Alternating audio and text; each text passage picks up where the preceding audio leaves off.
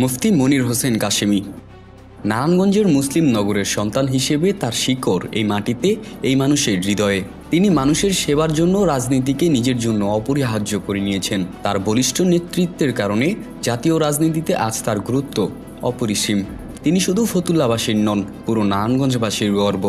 অতীতের ত্যাগ, প্রতিরোধ ও সাহস তাকে তৈরি করেছে আজকের মনির কাশেমি হিসেবে, যিনি হাসিনার চোখে চোখ রেখে দেখিয়ে দিয়েছিলেন যে সৎ এবং জনগণের কল্যাণের রাজনীতিতে কোনো আপোষ চলবে না।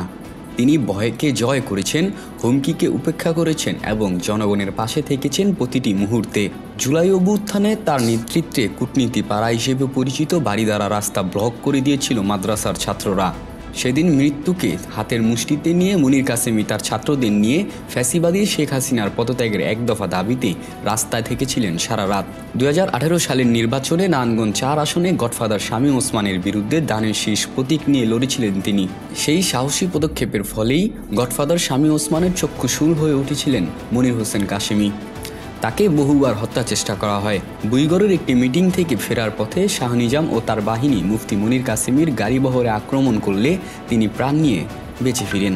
নির্বাচনের 2 দিন আগে তার বড় ভাই হাজী মুক্তার হোসেনকে গুম করে ফেলা হয় এবং স্পষ্ট হুমকি দেওয়া হয়, নারায়ণগঞ্জ ত্যাগ না করলে ভাইয়ের লাশও পাবেন না। কিন্তু ভয় পিছু হটাতে পারেননি তাকে। তিনি রয়ে গেছেন আদর্শে অবিচল, আপোষহীন।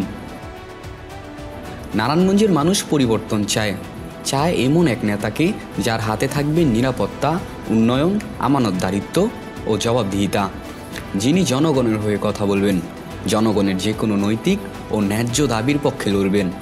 মুফতি মনির হোসেন কাশেমির নেতৃত্বে এই জনপদ ফিরে পাবে শান্তি, পাবে স্থিতি, পাবে প্রকৃত সুশাসন। দৈনিক উজ্জীবিত বাংলাদেশ, নারায়ণগঞ্জ।